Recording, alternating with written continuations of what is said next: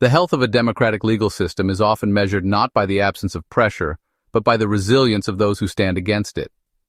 The Department of Justice has long depended on its internal guardians, career prosecutors and independent-minded officials, who have been willing to resist when political power tests the boundaries of law. This week, 3 of those guardians chose to walk away. Their resignations are not simply acts of retreat, but signals of something far worse, a collective judgment that the system they served can no longer be defended from within. The resignations of Danielle Sassoon, Kevin Driscoll, and John Keller from key positions within the Department of Justice are more than an institutional setback. They are a signal flare from within the system itself. Their collective departure reveals a dangerous transition. The Justice Department is no longer merely under strain, it is exhibiting signs of emergent dysfunction. What has fractured is not just the trust placed in individual actors, but the fundamental equilibrium that allows the justice system to function independently of political will. Sassoon's exit as acting U.S. Attorney for the Southern District of New York fractures a long-standing symbol of prosecutorial autonomy. Her office has historically represented the system's capacity to withstand external influence, even from the highest levels of power. Her departure signals that this line has now been crossed. The Sovereign District, once a bulwark against political interference, has proven vulnerable. That breach alone would have been concerning. But dysfunction emerges when what should be a stabilizing response, a system rallying to defend its own processes, fails to materialize.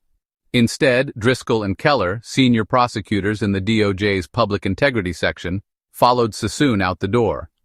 Driscoll, known for his rigorous pursuit of corruption cases, represents the internal circuitry of investigative independence. His resignation implies that the system's wiring has been compromised. Investigative processes are no longer insulated from political manipulation.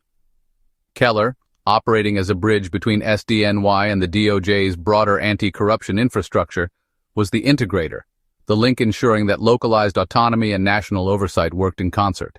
His departure confirms that this connective tissue is now fraying. Together, their resignations reveal a system not merely facing pressure but losing coherence. What emerges is not the ordinary churn of personnel nor a single case of executive overreach, but a phase shift into dysfunction, a state in which the components of justice that are supposed to correct and balance each other instead collapse in unison. The nature of their exits matters. Had any one of them resigned alone, it might have read as personal disillusionment. Together, their action forms a triadic rupture, a mutual reinforcement that transforms individual protest into systemic failure. It is not merely that a case was dropped under political pressure, it is that those responsible for safeguarding the system's impartiality judged it no longer capable of holding its own line.